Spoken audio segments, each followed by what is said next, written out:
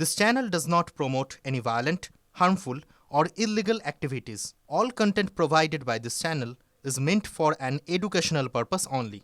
কোচবিহারে মেকলিগঞ্জের দিকে নজর রাখবো, যেখানে এক নাবালিকার রহস্য মৃত্যুর ঘটনা ঘটেছে। শোয়ার ঘর থেকে মাধ্যমিক পরীক্ষার্থীর ঝুলন্ত দেহ উদ্ধার হয়।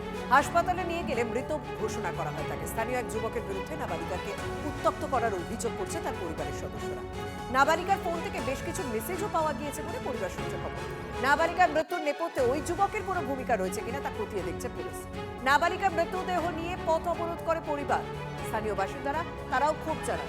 ঘটনাস্থলে পুলিশের সঙ্গে বাদানুবাদ বিক্ষোভকারীদের। পুলিশের ভূমিকা নিয়ে প্রশ্ন তোলেন তারা। আমি জোরহাত করে বলছি, পুলিশ অফিসারের কাছে জোরহাত করে বলছি, ছোট ভাই হিসেবে জোরহাত করে বলছি, আমি আমার ভাগ্নিকে কেউ আনে দিতে পারবে? পুলিশ আগে ওর বাড়িতে পৌঁলা। ফের শহরে অগ্নিকাণ্ডের ঘটনা। সল্টলেক সেক্টর 5-এ বহুতল অফিস বাড়িতে আগুন লাগে।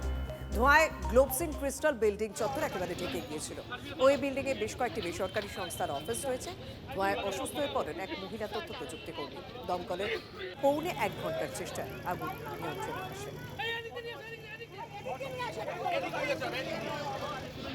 আমাদের এটাই অবজেক্টিভ থাকে যে আমরা কত তাড়াতাড়ি আগুনকে নিয়ন্ত্রণে আনবো। তখন আমরা যখন ফায়ার কল পাই, আমাদের উদ্দেশ্য এবং আমাদের টার্গেটটা সেটাই থাকে।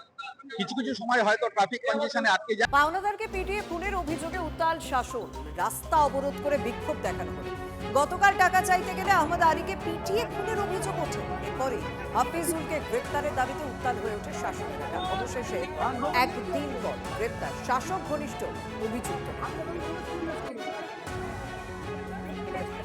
আমার এই তিনটে বাচ্চা কাচ্চা আমার ছেলে আর বউ আছে, তো এটা তো আর চালাবার লোক নেই। আমি চালাবো, আমার তাই পুলিশকে জানিয়েছেন।